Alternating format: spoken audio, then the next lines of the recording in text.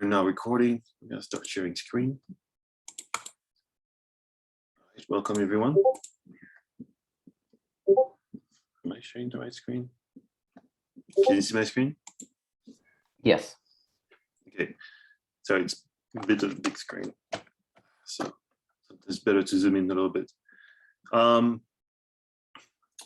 Let's start with this. Actually need to edit this because it's not 5, it's 7. So we were just talking about this, Diego. So you were saying that Besu, you had a fix for the latest version because something broke, right? Yes, there was a consensus issue. Right. And now the latest version has your fix. Is that correct? Yes, correct. Cool. And so you're picking up new stuff and you're having a good time. Everything okay with you? Yes. I'm taking issues from the good first issue tag. Starting from there until something, some team needs a hand on something or want me to join some more bigger effort. Yeah, sounds good. It's a good way to get used to the changes. So I have no idea about the other teams. Everything is okay on that. So the next step is Mystique hard fork. So Diego, did you have time to review that a little bit? Yes. Okay. So mostly, I think these are things which were supported by London, and pretty much you have to pick which one you want to pick, which one you don't want to pick. So mostly it's another set of configurations. There were some things for discussion in here. Last time when we talked about base fee, we said we might want to set a base fee of 1, maybe. And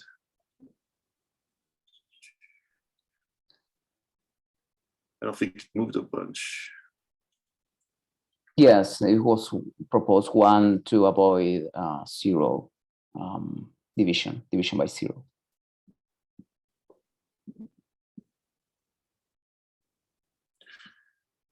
And there was the last call as well, what discussion it was, is there anyone who has deployed anything with a 0xF, 0xEF contract on ETC? Because this is now reserved on ETH. So the question is, do we want to have the same approach here? We could reserve a range for our own needs. And when we talked about that last time, people were saying, well, we should make sure first that nothing has been deployed. Let's start with that byte. So it would be good for us to actually check on that.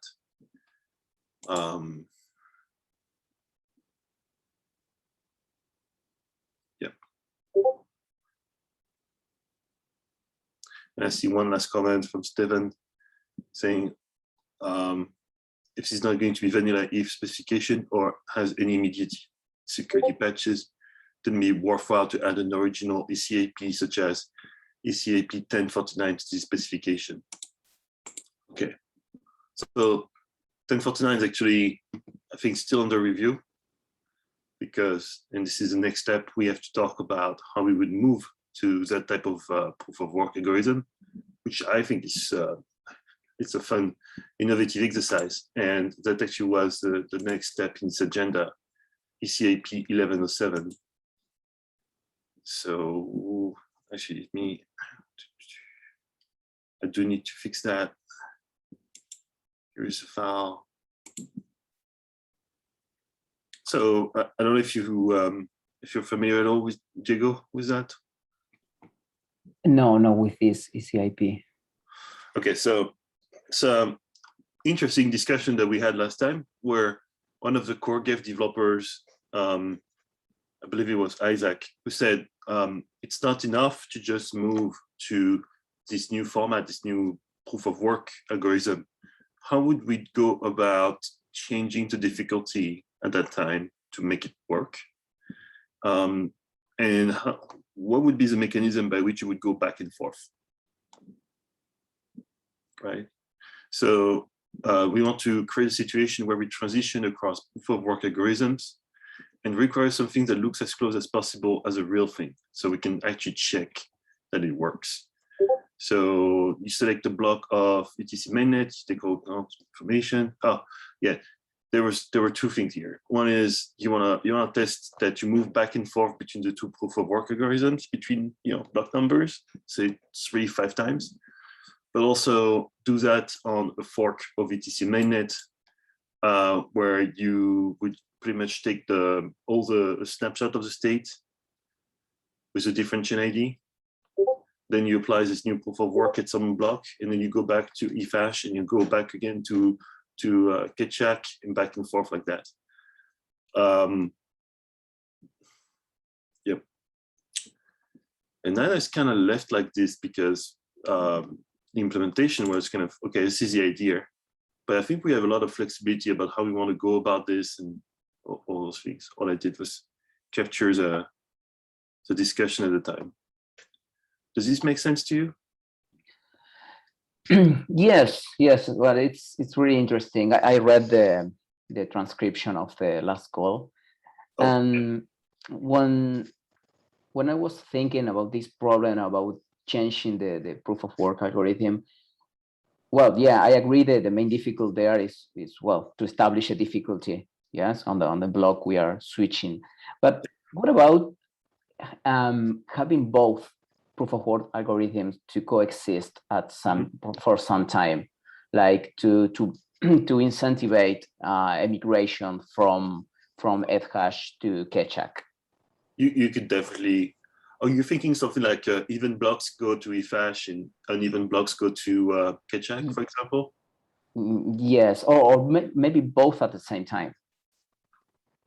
You could try any of those things, and they would be super helpful in terms of innovation to just even get an inkling, like a good idea of that.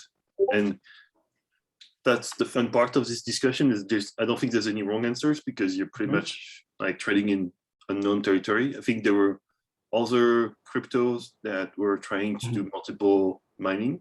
So yeah, by all means, if you have an idea, so just take as much details as you want and push that into here. Or I think there's a discussion for this. You can open, find out. Okay. You can definitely have a discussion thread here where you can participate and push ideas. You fix that. Awesome. Yeah, I will. Yeah, we have to think. I mean, if we want to move to full Keccak at some point, we will need to find a way to incentivize that movement. If we go with this, I mean, model of having both proof of work algorithm to coexist. But well, yeah, I will try to come with some ideas on that discussion page. Yeah. So, and if you read the transcript, I think you also read a little bit about the greater detail also of Keccak mining is that, CoreGave developers were asking a lot of pointed questions around not just, okay, so you move to Keccak, would you want to have a time bomb, a difficulty bomb, right? That would actually be triggered if nothing happens for 18 months on Keccak. What that look like? What would be, is the difficulty algorithm the same as eFash and things like that? So yeah, more than welcome to go and have a lot of fun with it because that's just a lot. But yeah, let's see down the road.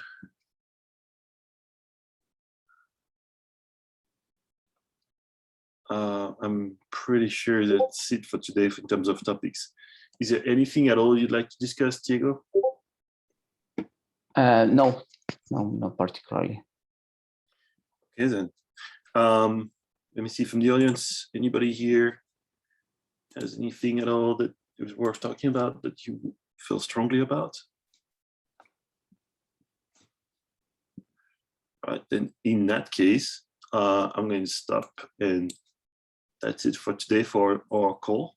And so in terms of next steps, the best move would be to have another call in, I said, 2 weeks time. Bob was mentioning that this time does not work well for him. It's not ideal. We can work around a different time. We can talk about that on Discord. And I know you, so Diego, I know you 4 hours before me. I think W1G0 is in Europe. So more like earlier in the day than, or very late in my day kind of discussion. We'll talk about what that looks like. Okay, maybe Hey guys. it would be good to have a poll of how many people are going to be available. Maybe somebody says like, oh yeah, we're 20, but I can't come. But if the majority cannot come, then nobody says something, and then we end up with an empty meeting. Yep.